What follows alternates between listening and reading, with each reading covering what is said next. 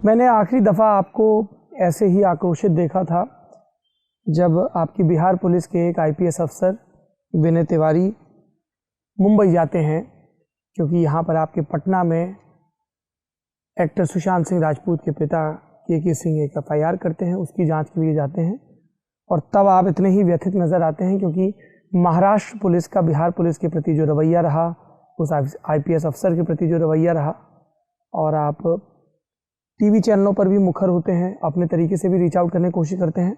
मैं चाहता हूं कि विस्तार से आप बताएं कि ये पूरा प्रकरण है क्या और मुंबई पुलिस को आपने कैसे रीच आउट करने की कोशिश की और उनका क्या रिस्पॉन्स। सिंपल बात है सौरभ जी, बहुत ईमानदारी से हो। तो मेरी दिक्कत यही है कि मैं एकदम खुला आदमी हूँ, थोड़ा इमोशनल हूँ, दिल से बोलता हूँ, माने जाते हैं, दिल से बोलता हूँ, इसलिए कभी कभी विवाद में भी पड़ जाता हूँ। सिंपल बात है, उसके पिता यहाँ देखिए 74 साल के हैं, बूढ़े हैं, बीमार हैं, लाचार हैं, कमजोर हैं, और ठीक है वो एक मैं समझता हूँ लोअर मिडिल क्लास से आते हैं। सुशांत का नाम बड़ा हो गया था, उसने पैसे भी कमा लिए थे, लेकिन किस तरह से परिवार से आता है आप जा करके उनके घर को, फ्लैट को आज भी देख सकते हैं किस तरह से एक क्लर्क किरानी चपरासी का घर जैसा होता है, वैसे ही रहते हैं वो। और हम नहीं समझते हैं कि किसी भी स्थिति में ये हत्या हो, आत्महत्या हो, जो भी हो, लेकिन सुशांत के पिता की ये औकात नहीं है कि ये मुंबई जाकर के मुकदमा लड़ सके या मुकदमे में पैरवी कर सके। ये इनके बूते की बात अलग है। कोई उनके परिवार में है नहीं, 2 ही आदमी का परिवार था, बहनें 2 हैं, शादीशुदा हैं, अपने ससुराल चली गई हैं। उनके परिवार में सुशांत था, उसके बाप थे, माँ भी नहीं है। तो अब सुशांत चला गया तो अब 1 मैन फैमिली है, केवल सुशांत के पिता है, उनके लिए संभव नहीं है कि मुंबई जाकर। अब ये मामला जब आया वहां पर उसके साथ वो घटना होती है, उसके बाद में 14 जून को घटना होती है। 20 जून तक देखिएगा कि पूरी मीडिया से ये न्यूज गायब है। मैं मोटा मोटी कह रहा हूँ, 20 न्यूज तक मुंबई शांत, प्रिंट मीडिया में, इलेक्ट्रॉनिक मीडिया में कहीं सुशांत नहीं है, सारा मामला गायब। अब ये एडीआर हो गया है, मतलब एक्सीडेंटल डेथ रिपोर्ट। अब मुंबई पुलिस इसकी जांच कर रही है, रोज समन जा रहा है, नोटिस जा रही हैं सर्विस, और बड़े बड़े लोग आ रहे हैं, इंट्रोगेशन हो रहा है, पूछता किस नियम के तहत ये सब कर रहे हैं आप भाई। नोटिस दे दे करके 45 आदमी तो ऑन रिकॉर्ड आपने बताया कि हमने नोटिस दिया, इंट्रोगेशन किया। कैसे इंट्रोगेशन कर रहे हैं? और इंट्रोगेशन कर रहे हैं तो व्हाट इज कमिंग आउट, क्या फैक्ट है? पूरा देश जब जानना चाहता है, इतना सेंसेशनल हो गया है, तो आप कुछ भी 2 लाइन तो बताइएगा ना। तो सुशांत वाले मामले में मुंबई पुलिस 2 लाइन भी संतोषजनक जवाब नहीं दे पाई। एक पीसी करके जब मामला इतना विवादित हो गया और सेंसेशनल हो गया, तो मुंबई के पुलिस कमिश्नर साहब को आकर के पीसी करके 4 लाइन बोलना चाहिए था कि देखिए हम बैठे नहीं हैं, आप हम पर आरोप मत लगाइए, हम 2 महीना से बैठे नहीं हैं, हमने ये किया है, ये किया है, ये किया है, ये किया है, और हम सही दिशा में इन्वेस्टिगेशन या इंक्वायरी कर रहे हैं, हम नतीजे पर पहुंचने वाले। इतना भी कहने का गट्स आपको नहीं, ये क्या बात है? और देश में सेंसेशन हो गया। हमने मुकदमा 20 जून तक तो मामला खत्म था, हमने मुकदमा कर दिया। अब उस पर बहस करने की जरूरत नहीं है कि हमने गलत किया, सही किया, ये इस पर सुप्रीम कोर्ट का वर्डिक्ट आ गया है। इस पर बहसें होती रही 1 महीने तक, अब इस पर बहस करने की जरूरत नहीं। हमने जब मुकदमा कर दिया तो एकदम टेक्निकल बात है कि एफआईआर हो जाएगा तो उसको लॉजिकल एंड तक ले जाना ये मैंडेटरी है, मतलब अब कोई उपाय नहीं बचता। जब एफआईआर लॉन्च हो गया तो इन्वेस्टिगेशन होगा और उसको लॉजिकल एंड तक ले जाना पड़ेगा। तो मिस्टेक ऑफ फैक्ट हो, मिस्टेक ऑफ लॉ हो, या केस ट्रू हो या कंप्लीटली फॉल्स हो, जो भी हो, लेकिन लॉजिकल कंक्लूजन तक ले जाना पड़ेगा। अब हमने केस कर दिया, हमने टीम भेज दी, 24 को केस हुआ, 25 को केस हुआ, 26 को मैंने टीम बनाई और मैंने 27 को वहां लैंड करा दिया। टीम इन्वेस्टिगेशन करने लगी। अगर आपको ये लगता था कि हम केस नहीं कर सकते थे, हमारी जो रिस्ट्रिक्शन नहीं था और हमको इन्वेस्टिगेशन करने का भी अधिकार नहीं था, तो जैसे हमारी टीम गई तो आप दूसरे दिन हमको फोन करके बोलते साहब आप केस किए गलत है, आपका इन्वेस्टिगेशन करने का राइट नहीं है, केस करने का राइट नहीं है, हम आपको इन्वेस्टिगेशन करने भी नहीं देंगे, आप अपनी टीम वापस बुला लेते, बुला लीजिए, हम अपनी टीम वापस बुला लेते। तो आपने तो कुछ नहीं कहा, मिल नहीं रहे हैं, कोऑपरेट नहीं कर रहे हैं, डॉक्यूमेंट शेयर नहीं कर रहे हैं, बात ही नहीं करना चाह रहे हैं उस विषय में। मुंबई पुलिस की तरफ से बिहार पुलिस को कुछ भी उपलब्ध नहीं कराया, कुछ भी उपलब्ध, उस पर बात ही नहीं कर। उपलब्ध करना तो medico legal crime scene, medico legal कुछ भी नहीं, क्राइम सीन कुछ नहीं बोले ना। हम आपको मैंने रिपोर्ट देंगे ना, एफआईआर देंगे ना, आपको मेडिको लीगल एविडेंस देंगे ना, आपको हम वीडियोग्राफी देंगे ना फोटोग्राफी, तो कुछ भी they were not ready share anything कि हम कुछ नहीं देंगे। मतलब वो मानते थे कि आपको कोई मतलब ही इससे नहीं रखना है, ये एटीट्यूड था।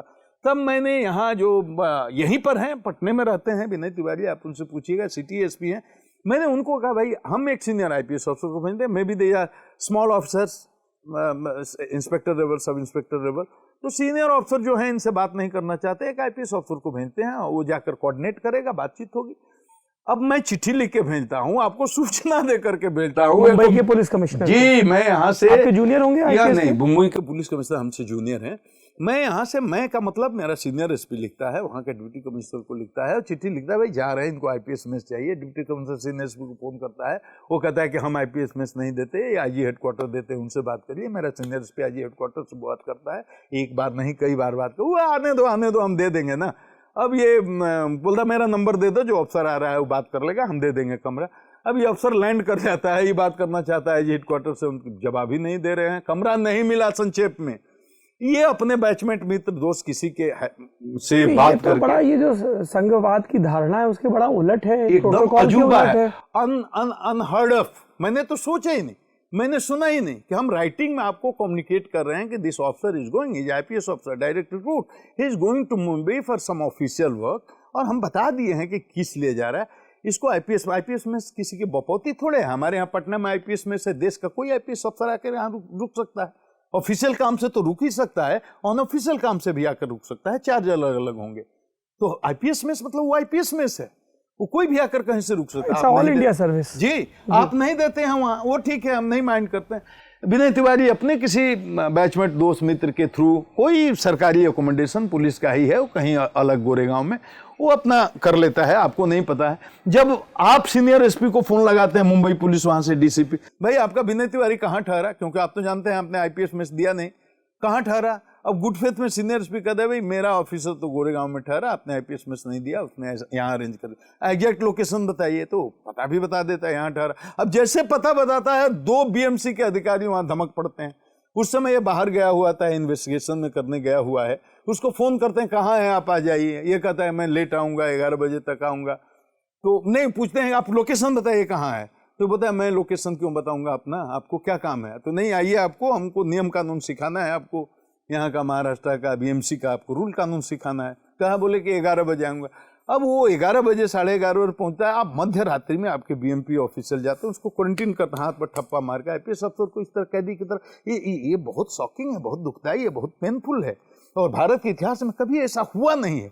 आम आदमी इसको नहीं समझ पाएगा, लेकिन आईपीएस ऑफिसर इस बात को समझते हैं कि कितना डिसग्रेसफुल है और कितना ह्यूमिलिएटिंग है कि आप उसके कलाई पर ठप्पा, कैदी को जैसे मुहर लगाते हैं जेल में, वैसे मुहर लगा करके आप बोलते हैं कि आप क्वारंटीन हैं।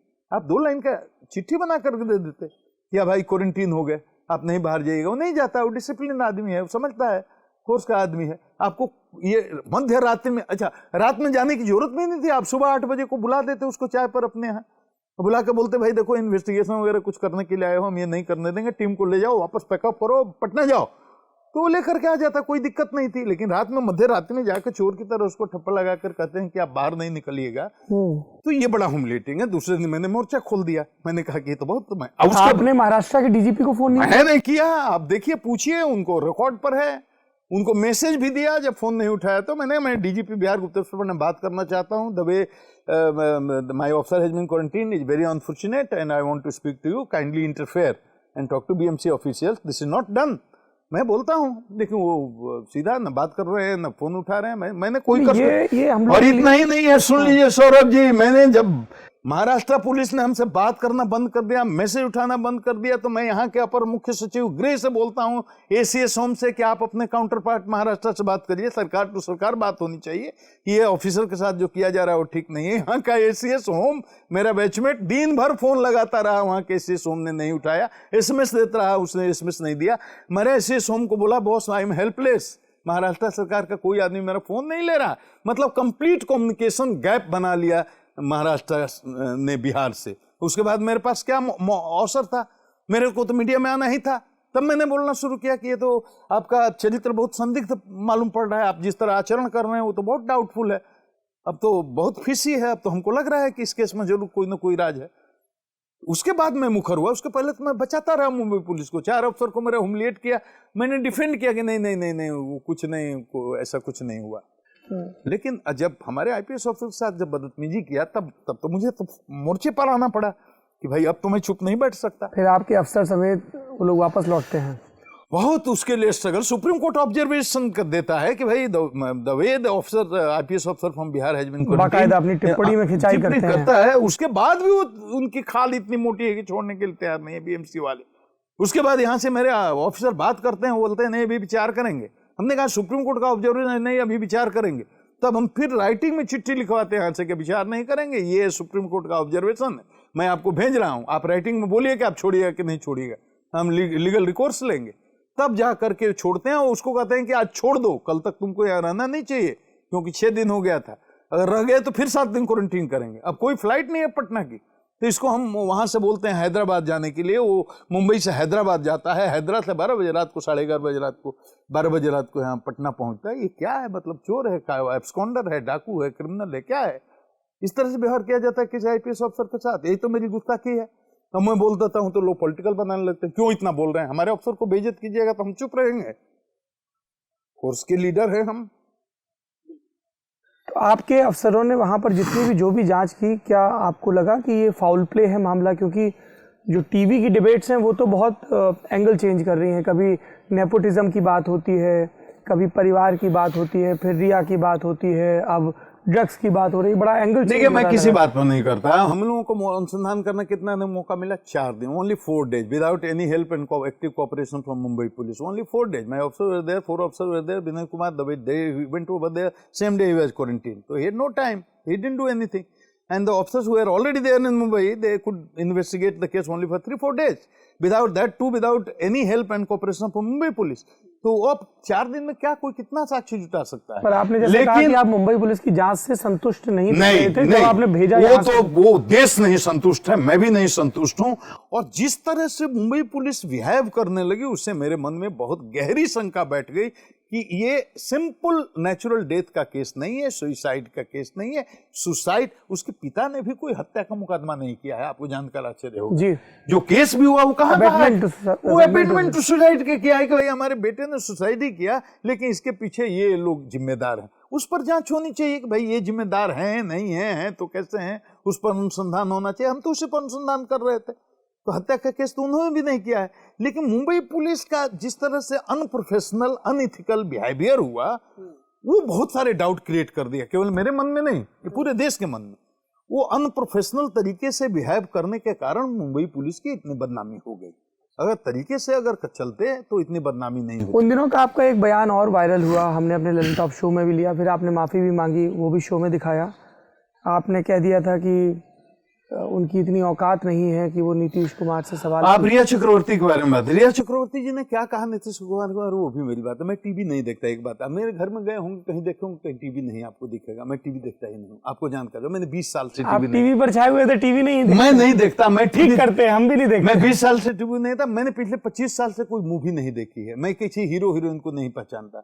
मैं नए नाम सुने हैं जैसे सलमान खान, वो कौन खां, कुछ 2-4-5 मशहूर लोग हैं, उनको कहीं फोटो वोटो में देख करके मैं पहचान लेता हूँ। कभी मैंने 25-30 साल से कोई टीवी नहीं, फिल्म नहीं देखी है। मैं टीवी नहीं देखता, तो मुझे पता ही नहीं चलता कब कौन न्यूज चला, कौन आया, क्या आया। मैं टीवी पर बैठकर लाइव दे देता हूँ, लेकिन खुद टीवी नहीं देखता। तो ये मेरी स्थिति। रिया चक्रवर्ती ने क्या कहा था वो नहीं मैंने, लेकिन कुछ उन्होंने उटपटांग बयान दिया था। उसके बाद में उन्होंने कहा था कि पॉलिटिकल इंटरफेरेंस की वजह से ये सब हो रहा है। जो भी है, आप ये बताइए, मैंने आप एकदम इम्पार्शियल तरीके से सोचिएगा। मैंने सोचा कि मैंने क्या कर दिया। मैंने तो अचानक स्पॉन्टेनियस रिएक्शन में बोला था कि रिया चक्रवर्ती की ये औकात नहीं है कि बिहार के मुख्यमंत्री पर टिप्पणी करे। अब देखिए, अब मैंने उसी समय कह दिया भाई इससे कोई हर्ट हुआ तो मैं माफी मांगता हूँ तुरंत, इंस्टेंटली, दूसरी, तो ये बात ही खत्म होगी। अब इस पर तो बहस करने की जरूरत नहीं। लेकिन एक मैं बात कर रहा हूं कि अगर लिटरल मीनिंग देखिए तो औकात का मतलब होता है स्टेचर। इसके अलावा औकात कोई गाली नहीं है।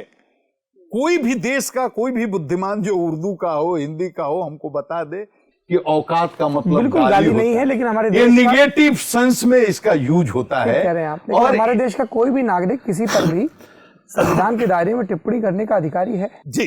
तो हमने ये कहा कि उनकी ये स्टेचर नहीं है, तो इसीलिए मैंने तुरंत कहा कि भाई अगर उनको इससे किसी को, रिया जी को तकलीफ पहुंची है, मेरा इंटेंशन है तो मैं माफी, तो ये बात तो उसी समय खत्म हो गई।